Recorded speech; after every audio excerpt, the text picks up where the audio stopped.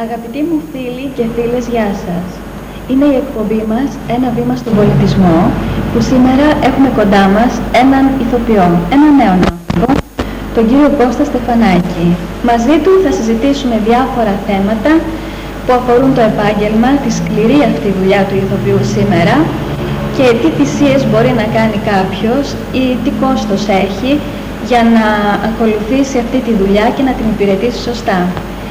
Κώστα, σε ευχαριστούμε που ήρθες σήμερα εδώ και μαζί θα κάνουμε έτσι μία συζήτηση για να δει και ο κόσμος ή μάλλον να ακούσει και έναν εκπρόσωπο έτσι της τέχνης αυτής που δουλεύει σκληρά χρόνια. Και εγώ σας ευχαριστώ που με καλέσατε. Εντάξει. Θέλουμε να μάθουμε λοιπόν πρώτα απ' όλα και για τη δουλειά του ηθοποιού. Θέλουμε να μάθουμε και για σένα σαν άνθρωπο, για την προσωπικότητά σου και να μας πεις καταρχήν πώς ξεκίνησες. Μου άρεσε ο χώρος και κάποτε πήρα απόφαση να δώσω εξετάσεις στην δραματική σχολή και να ασχοληθώ με τον χώρο. Και με τη δουλειά έτσι αυτή που τέλος πάντων που είχες το νεράκι αυτό. Και πού έδωσες εξετάσεις? Στον Πειραϊκό, στη Σχολή Πειραϊκού Συνδέσμου. Στον Πειραιά. Κώστα, για πες μου. Εκείνα τα χρόνια είχαμε κάποιους δασκάλους. Ναι. Αυτοί οι δάσκαλοι ποιοι ήταν? Στη σχολή δική μου ήταν ο Γκίκας ο Πινιάρης, διευθυντής της σχολής, ήταν η Καπιτσινέα η Πίτσα, η Γεροκομή, ο Καλογεράς, ήταν ο Φιλιππόπουλος, ο Νίκος, ήταν... αυτοί ήταν. Αυτοί. Και ο κύριος Ματσόλης, ο Γιώργος. Ναι, και άνθρωποι που ξέρανε καλά από το Σανίδι, καλά από αυτή τη δουλειά. Ναι, γιατί ήταν του Εθνικού Θεάτρου αυτή η Φιλιππή. Ναι. Και τελειώνοντας τη σχολή, τελειώσανε τα σπουδαστικά χρόνια και έρχονται τα πιο δύσκολα χρόνια, έτσι. Οπωσδήποτε, ναι, βγαίνοντας στον χώρο αντιμετωπίζεις κάποιες δυσκολίες που δεν τις ξέρεις πριν ασχοληθείς με τον χώρο. Και δεν τις ξέρει και ο κόσμος. Δυστυχώς, ναι. Γιατί ακούγοντας ηθοποιός μπορεί να φανταστεί ο άλλος ότι είναι κάτι λαμπρό, δηλαδή μέσα στα φώτα, μέσα στην δημοσιότητα, μέσα στην κοινωνική επαφή, όμως ο χώρος αυτός δυστυχώς κρύβει πολλές παγίδες, πολλές απογοητεύσεις και βέβαια είναι ένα λειτουργήμα, αλλά δεν πάβει να έχει και τη σκοτεινή πλευρά του. Ναι, έχει πολλές παγίδες, τις οποίες δεν ξέρει ο κόσμος πριν να ασχοληθεί τουλάχιστον. Ναι, και αυτοί που αποφασίζουν δηλαδή. Ναι, για να... ναι. Για πες μας λοιπόν, τελειώνοντας, τι αντιμετώπισες? Αφού βγήκα στον χώρο, νόμιζα ότι κάποιος θα με προσλάβει, κάποια εταιρεία ξέρω εγώ και τα λοιπά και θα με μονιμοποιήσει και θα συνεχίσω έτσι να δουλεύω. Αλλά μετά είδα ότι υπάρχουν εντελώς αντίθετα τα πράγματα. Ναι. Και να υποχωρείς, παραχωρείς και τα λοιπά, τις οποίες δεν έκανα ποτέ μου και δεν θα τις κάνω. Γενικά, ας πούμε, έτσι, μπορώ να πω ότι έχω μια πίκρα περισσότερο παρά... Έχεις πικραθεί. Ναι. Τι είναι αυτό που σε πίκρανε περισσότερο, Κώστα? Είναι... μισό λεπτό, να ξεκαθαρίσουμε τα πράγματα. Ξέρουμε όλοι ότι στη δουλειά αυτή πολλές φορές παραμερίζονται κάποιοι άνθρωποι που έχουν να πούνε κάτι και να δώσουν κάτι από τον εαυτό τους και προτιμούνται κάποιοι άλλοι σχετικοί άσχετοι ή υπάρχει ένας κρίκος μεταξύ αυτών των ανθρώπων που ένας λέει στον άλλον και δηλαδή γίνονται κάποιες παρεούλες που προωθεί ο ένας τον άλλον, τα λεγόμενα κυκλώματα. Ναι. Εσένα τι ήταν αυτό που σε πείραξε περισσότερο, που σε πίκρανε? Γιατί να πούμε ότι έχεις παίξει σε πάρα πολλές ταινίες. Γενικά με τις... αυτό που ήθελα δεν το έπαιρνα ποτέ. Ας πούμε έδιναν αυτό που ήθελαν αυτοί και μου έδιναν και αυτά που ήθελαν αυτοί, δηλαδή ως προς το οικονομικό. Ναι. Και αυτό όταν βλέπεις ας πούμε αυτά τα πράγματα κάπου στεναχωριέσαι. Βλέπεις τώρα άλλους ανθρώπους που προχωράνε και τα λοιπά και χωρίς κόπο, χωρίς ταλέντο, χωρίς αξιοκρατία και τα λοιπά και κάπου επιτέμεσαι. Ναι. Και άλλα πολλά βέβαια. Και άλλα πολλά, ναι. Ήθελα όμως να μου πεις, Κώστα, εσύ σε αυτές τις ταινίες που έπαιξες, και που πιστεύω ότι ήταν έτσι ένας συνεχής αγώνας, γιατί να πούμε και στους τηλεθεατές πως αυτή η δουλειά δεν είναι ούτε δημοσίου υπαλλήλου που μπορεί αύριο να πάει να δουλέψει στην υπηρεσία του και να έχει τον καθημερινό του μισθό. Ναι.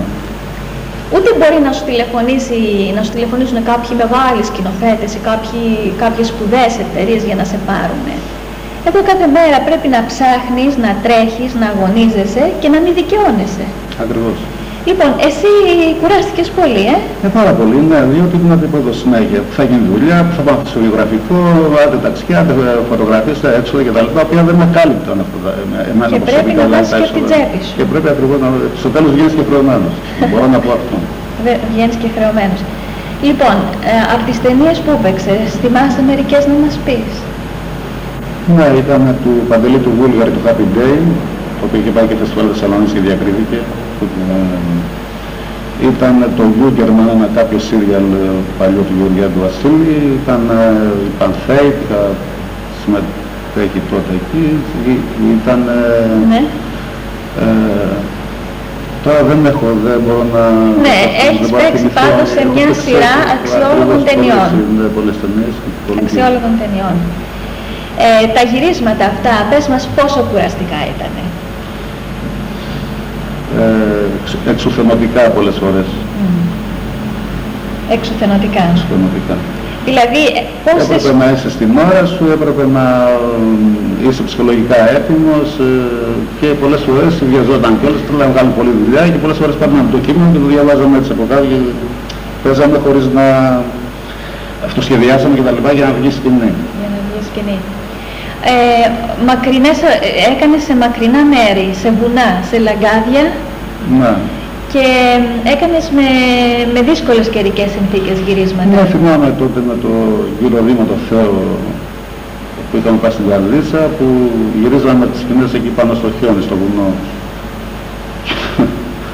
Πατούσαμε το ένα πόδι, βούλιαζε και τώρα προσπαθούσα να σηκώσουμε το ένα και βούλιαζε το άλλο περισσότερο.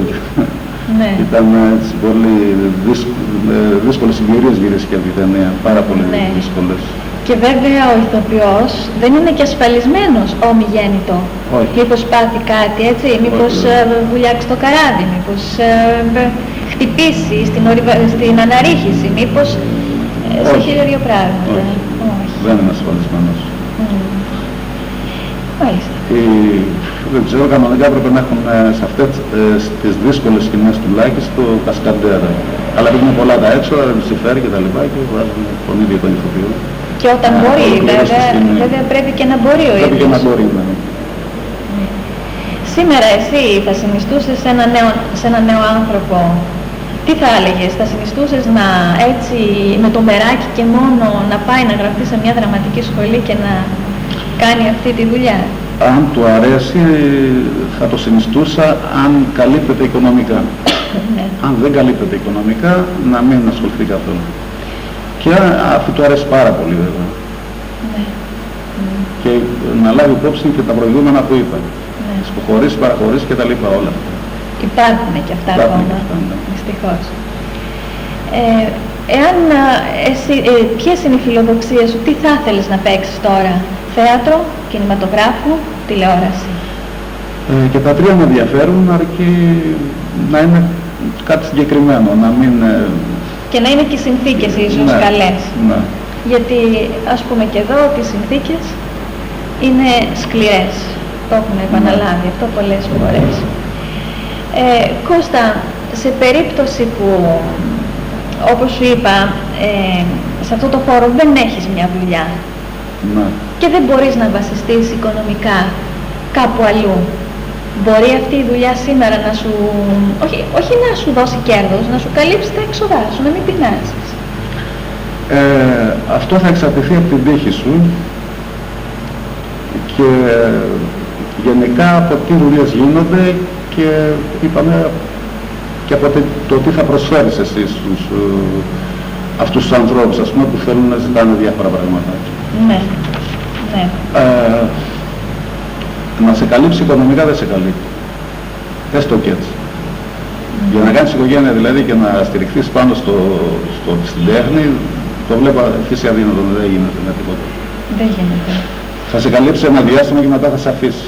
Δηλαδή πρέπει να έχει και κάτι παράλληλο να κάνεις για να ακολουθήσεις τον χώρο της τέχνης. Ναι, και για να καλύπτονται όλα αυτά τα κενά. Ναι.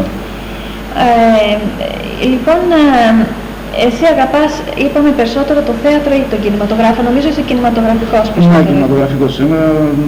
Με ενδιαφέρει περισσότερο λίγο ο κινηματογράφος. Περισσότερο ο κινηματογράφος. Ναι. Γίνονται τώρα μεγάλες ταινίες? Ορισμένες, όχι, δηλαδή δεν γίνονται αυτά που γινόταν κάποτε. Είναι δηλαδή Οι ταινίες δηλαδή που γινόταν κάποτε δεν γίνονται τώρα, πώς να σου πω. Δεν επιχορηγεί εύκολα το κέντρο κινηματογράφου, δεν ρισκάρουν οι παραγωγοί να χρηματοδοτήσουν μεγάλες παραγωγές για να φανεί ο ηθοποιός, να προβληθεί κτλ. Και αν γυριστεί θα γυριστεί μια έτσι μέση ταινία, ας πούμε, η οποία μπορεί να μην έχει πρακτικά αποτελέσματα και να μην εισπράξει ούτε ο ηθοποιός ούτε ο παραγωγός. Μάλιστα. Και μπορεί και στο τέλος να βρεθεί και κάποιος εκτεθειμένος. Ακριβώς, ναι. Και συνήθως, ξέρεις, οι ηθοποιοί περιμένουν και πολύ καιρό για να πάρουν τα χρήματα. Πάρα πολύ καιρό, ναι. Αυτά είναι τα... Υπάρχουν πρόσωπα που χρωστάνε ακόμα χρήματα και δυστυχώς έχω καταλήξει έτσι. Δεν ήθελα βέβαια να καταλήξω. Ναι. Στο σωματείο να πω τα παραπονά μου και να επιληφθεί το σωματείο μου το σπάρω τα χρήματά μου.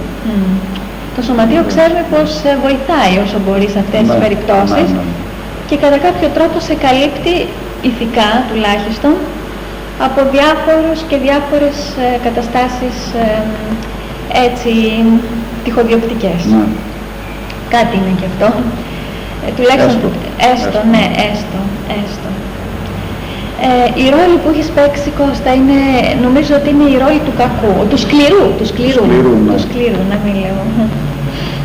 Και κυρίως τι άλλο, ποιους άλλους ρόλους έτσι, γιατί είσαι στιλίστας, έτσι, τυπίστας μάλλον, που κάνει συγκεκριμένους ρόλους. Ναι. Αστυνομικός. Συνήθως κάνω τον αστυνομικό, το σκληρό εραστή, το ληστή, τον κλέφτη, το τσιγκάνο, ναι, έχεις όμως μου κάθονται αυτή η ρόλη. Εδώ είναι αυτό που λέμε ότι ο κινηματογράφος στηρίζεται πάντοτε στη φυσιογνωμική ενός ηθοποιού. Στο θέατρο μπορεί να προσποιηθεί στο ρόλο διαφορετικά, εσόψυχα και χωρίς να είναι ακριβώς η φυσιογνωμία αυτή. Δηλαδή μπορεί να πλησιάζει λίγο η φυσιογνωμία, μπορεί να αποδώσει όμως το ρόλο με τις ικανότητές σου, τις υποκριτικές. Όμως στον κινηματογράφο είναι αυτό που λέμε ότι βασίζεται στη φυσιογνωμική. Ότι πρέπει ο ηθοποιός να έχει τα χαρακτηριστικά εκείνα που προσδίδουν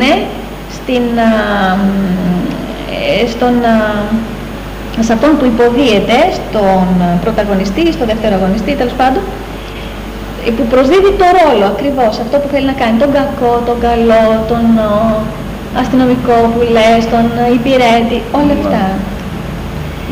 Ναι. Εάν σου λέγε κανείς να δουλέψεις με αυτά τα αποκεντρωτικά που λέμε σήμερα θέατρα ή με αυτά που φεύγουν από την Αθήνα, θα μπορούσες, σε εκφράζει κάτι τέτοιο? Ή το βρίσκεις λίγο σαν περιπέτεια και αυτό? Ή σαν δημοσιοϊπαλληλίκη? Όχι. Θα με ενδιαφέρει, αφού ήταν οι συνθήκες σωστές, σου είπα και προηγουμένως, ότι δεν με ενδιαφέρει αν είναι κεντρικό το θέατρο ή αν είναι περιφερειακό ή αν είναι... Ναι. Ο ηθοποιός μπορεί να προσφέρει τα ίδια πράγματα παντού. Ακριβώς. Είναι για τον κόσμο. Ακριβώς. Κώστα, ας γυρίσουμε λίγο πίσω, ας αφήσουμε τώρα αυτά. Μας έδωσες μια εικόνα, έτσι. Δίνεις και δεν παίρνεις δυστυχώς, τέλος πάντων. Ναι, πρέπει συνέχεια να δίνεις, αυτό είναι άσχημο. Πρέπει και κάτι να παίρνεις. Ας αφήσουμε λοιπόν τώρα τη σύγχρονη μορφή ζωής και ας γυρίσουμε λίγο πίσω στα παλιά. Πες μας, εσύ από ποιο μέρος της Κρήτης είσαι? Εγώ συγκεκριμένα είμαι από το Ηράκλειο, έξω από το Ηράκλειο, από τις Μύρες. Και λέγεται Μύρες και Μουργή Ηράκλειο Κρήτης. Μάλιστα. Μεσαρά. Εκεί πώς είναι τώρα, έχει αλλάξει η ζωή, έχει βέβαια έχει αλλάξει, αλλά θέλω να πω, έχει πολιτιστικό ενδιαφέρον. Κατεβαίνουν θίαση. Πώς δεν έχει και το... Καλά, εκτός από το περιφερειακό, αλλά έχει κάποια πολιτιστική ανταλλαγή ιδεών, τα καλοκαίρια. Ναι, βέβαια. Θα σε ενδιαφέρει να παίξει εκεί στον τόπο σου που λένε? Και στον τόπο μου... Ναι, γιατί όχι. Τα χρόνια σου πώς ήτανε, τα παιδικά, ας πούμε? Ήταν δύσκολα, οι εποχές εκείνες ήταν λίγο δύσκολες. Πολλά αδέρφια ίσως? Πολλά αδέρφια. Δύσκολες οι συνθήκες, ναι. Διαβίωσης. Παρόλα τότε υπήρχε φυγή Γερμανίας, ξέρω εγώ, να φύγεις Αθήνα, να επιβιώσεις. Ναι. Δεν ήταν, ας πούμε, για να μένεις. Υπήρχε μεγάλη... Τουλάχιστον αν ήταν δηλαδή φτωχός ο μπαμπάς σου ή της οικογένειας γενικά, ναι. έπρεπε να βρεις τρόπο διαφύγης. Η λύση ήταν αυτή, ναι, η μετανάστευση. Και υπήρχε μεγάλο έτσι μεταναστευτικό κύμα από εσάς? Πολύ, ναι. Πάρα πολύ. Οι οποίοι ξαναγυρνάνε πίσω τώρα? Ορισμένοι μονιμοποιούνται εκεί στο μέρος που πήγαν και δημιουργήθηκαν και τα λοιπά. Όσοι δημιουργήθηκαν βέβαια. Ναι. Πάντως, εσύ μέσα σου, Κώστα, κρατάς την Κρήτη, γιατί γνωρίζοντάς σου από χαρακτήρα, ξέρω ότι έχεις αυτή την καλοσύνη, τον αφορμητισμό και την έξω καρδιά που χαρακτηρίζει αυτούς τους ανθρώπους και την Κρήτη γενικότερα. Ευχαριστώ πολύ. Δεν σε έχει αλλοιώσει η πρωτεύουσα, δεν σε έχουν αλλοιώσει οι κάποιες συνθήκες δουλειάς, δεν σε έχει αλλοιώσει τίποτα και μένεις ένας απλός άνθρωπος, ένας ντόμπρος άνθρωπος με την κριτική καρδιά που λένε. Σε ευχαριστώ πολύ. Αλήθεια έτσι δεν είναι η κριτική έτσι περίπου? Ναι, έτσι. Η ατόφη κριτική, ναι. Και πολύ γλεντζέδες. Ναι. Ναι. Και τώρα ας πούμε και δύο λόγια έτσι για τα όνειρά σου.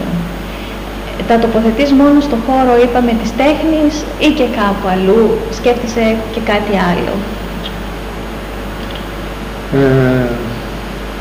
Να δημιουργήσεις κάτι άλλο, ξέρω εγώ, γιατί πιάνει το χέρι σου, έχεις ταλέντο για πολλά πράγματα, έχεις ασχοληθεί με ωραία κεραμικά, με ωραίες, ναι, την ωραία τέχνη. Ναι.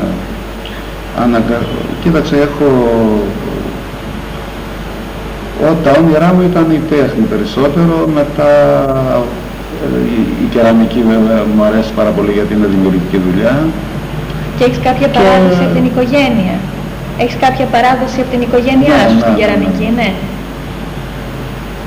Και εντάξει, τα άλλα τα βλέπω σαν χόμπι. Ξέρω εγώ, το ψαροτούφεκο που κάνω και... ναι. Ναι, ας πούμε και για αυτά τα χόμπι, ναι. Είναι όμορφα και είσαι ικανός σε αυτά. Είσαι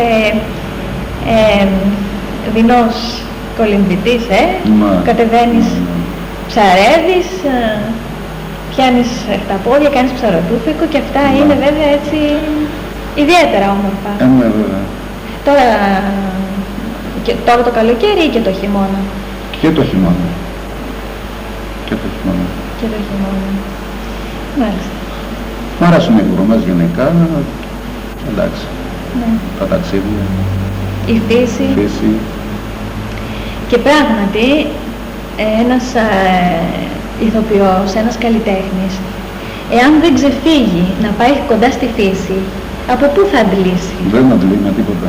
Δεν πιστεύω ότι αυτοί οι ηθοποιοί που έχουν μπει σε μια μανιέρα, σε ένα λούκι που λέμε, εμπορικό και κάθε μέρα τους τρέχουν από πίσω οι δουλειές ή τις τρέχουν, ότι μπορούν αυτοί οι άνθρωποι, από πού θα αντλήσουν? Αναλώνουν όλο τους τον εαυτό, όλο τους τον ψυχισμό, γιατί ο ηθοποιός παίζει με την ψυχή. Οπωσδήποτε, ναι. Και τους λυπάμαι πραγματικά γιατί δεν έχουν μια πνοή φυγής, μια πνοή ζωής που να μπορεί να τους αντικαταστήσει και να τους δώσει νέο αίμα, καθαρό μυαλό, καθαρότερη ψυχή να δουν τα πράγματα. Από τη φύση αδύνεις παίρνεις, εμπνέεσαι, γράφεις, χίλια πράγματα μπορείς να κάνεις. οξυγονώνει το εγκέφαλο και αρχίζει και λειτουργείς, ας πούμε, όπως Ναι. πρέπει να λειτουργήσει ο καλλιτέχνης. Ναι, και πρέπει ο καλλιτέχνης να έχει, όπως λέμε, και αυτά τα διαλύματα. Ναι, οπωσδήποτε. Ναι. Γιατί είναι πολύ σκληρή η δουλειά. Δηλαδή δεν είναι μόνο ό,τι φαίνεται, ό,τι βλέπουμε και λέμε, τον βλέπουμε σε τακτά χρονικά διαστήματα, τον μαθαίνουμε, ξέρουμε, ζούμε μαζί του πολλές στιγμές. Δεν είναι όμως αυτό. Ο καλλιτέχνης πρέπει και από κάπου να πάρει, να αντλήσει. Όπως το λέτε, ναι. Ναι. Κώστα, έχεις παίξει και σε πολλές βιντεοτενίες. Ναι, αρκετές. Αρκετές. Αυτές οι βιντεοτενίες έχουν αντικαταστήσει τον κινηματογράφο, τα κινηματογραφικά έργα? Ποιοτικά όχι. Ποιοτικά. Εντελώς, δηλαδή, αυτό γίνεται... Μπορεί να τις θεωρείς εμπορικές περισσότερο παρά έτσι.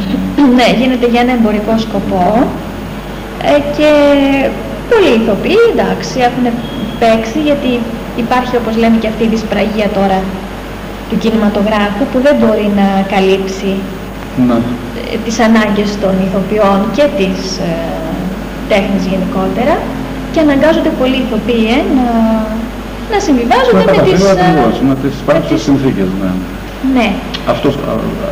Αυτό σου δίνει τώρα, αυτό πρέπει να υπηρετήσει. Ναι, αυτό είναι ένα προϊόν δουλειάς, ας το πούμε έτσι.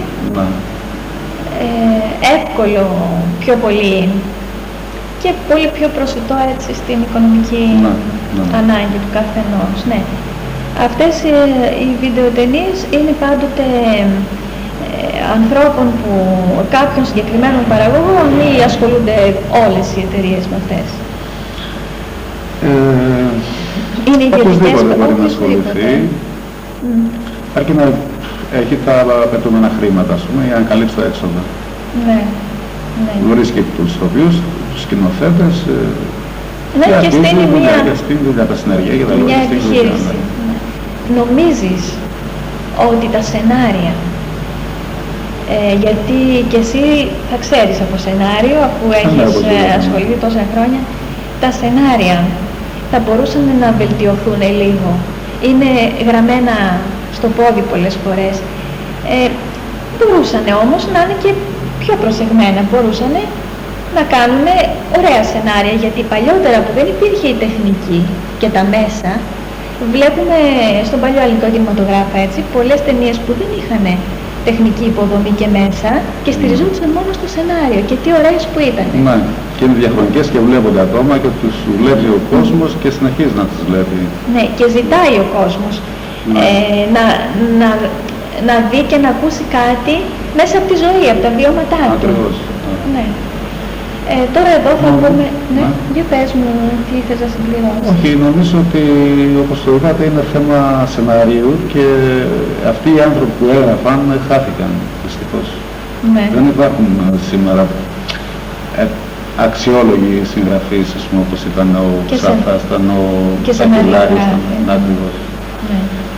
Αυτοί καλά είναι αναντικατάστατοι, αλλά τουλάχιστον και από τους νέους ανθρώπους, αυτοί που ασχολούνται, πρέπει να είναι πιο ανθρώπινοι και πιο κάτοχοι στο γράψιμό τους, να ξέρουν να γράφουν και να ξέρουν και τι γράφουν, αφού απευθύνονται σε κόσμο που τους βλέπει, που τους ακούει, και ο κόσμος δεν είναι εκείνος που μπορεί, ναι, παίρνει τα εύπεπτα πράγματα, παίρνει τα εύκολα, αλλά πάντοτε έχει και την κριτική του και έχει και το κριτικό του πνεύμα και κρατάει τα καλά στοιχεία. Ακριβώς. Ναι. Γι' αυτό λοιπόν δεν πρέπει να υποτιμάμε την νοημοσύνη του κόσμου. Έτσι. Και ακόμα σε όλες τις δουλειές μας δεν πρέπει να είμαστε τόσο προχειρολόγοι. Ναι. Όσο εμπορικό και όσο οικονομικό να είναι αυτό που μας τρέχει. Λοιπόν, Κώστα, σήμερα μας έφερες μαζί σου μία ταινία για να δείξουμε στον κόσμο, που λέγεται «Τα βάσανα ενός ξεριζωμένου». Ναι. Εκεί και εσύ, καταρχήν τι είναι, κομμωδία? Όχι, είναι από τα βάσανα ενός ξεριζωμένου, η ιστορία δηλαδή ενός ανθρώπου που... Είναι η ιστορία ενός ανθρώπου πρόσφυγα, Έλληνα πρόσφυγα που έχει καταφύγει στην Τουρκία και έχει νομιμοποιηθεί εκεί, έχει κάνει κάποιο μπακάλικο και έχει ερωτευτεί την αδελφή μας, υποτίθεται τώρα στο έργο. Κάνουμε δηλαδή δύο αδέλφια εμείς με κάποιον ηθοποιό άλλον. Ναι. Και πολύ ανθρώπινη πρέπει να είναι. Ναι, πολύ ανθρώπινη. Και τον κυνηγάμε και τα λοιπά και τον καταδιώκουμε. Ναι. Ναι. Έχει είναι καλή περιπέτεια. Ο Κώστας συμπρωταγωνιστής. Ναι, συμπρωταγωνιστής. Συμπρωταγωνιστής σε αυτή την ταινία. Και ποιος την έχει παράγει αυτή? Η Νίωχος Φιλμ λέγεται η εταιρεία. Η Νίωχος Φιλμ. Και μπορούμε κι εμείς να πούμε στον κόσμο ότι μπορεί να δει έτσι μια ταινία, μια καθημερινού ανθρώπου μέσα από τα βιώματά του και να μας συγχωρέσει βέβαια που εδώ θα σταματήσουμε την εκπομπή, γιατί και αυτή είναι κάπου μία μισή ώρα και θα πρέπει να τη δούμε αμέσως μετά. Ας αφήσουμε λοιπόν τον κόσμο να τη δει.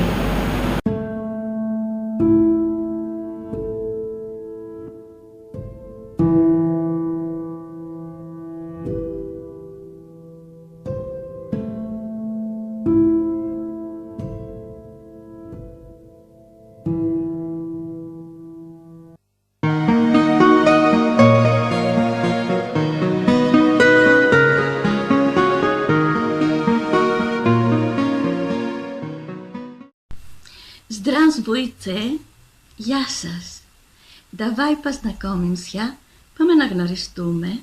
Меня зовут Βασιλική Βάλια Κουβελά, λέγομαι Βασιλική Βάλια Κουβελά. Я греческая артистка και είμαι Ελληνίδα ηθοποιός, αλλά я знаю русский язык. Αλλά γνωρίζω την ρωσική γλώσσα. Здесь τώρα για хочу играть, θέλω να παίξω γκρετσέσκι γερασίμι мотив, ένα ελληνικό ηρωικό μοτίβο, когда буду делать ясное небо. Πότε θα κάνει ξαστεριά, πότε θα ξημερώσει και για μας.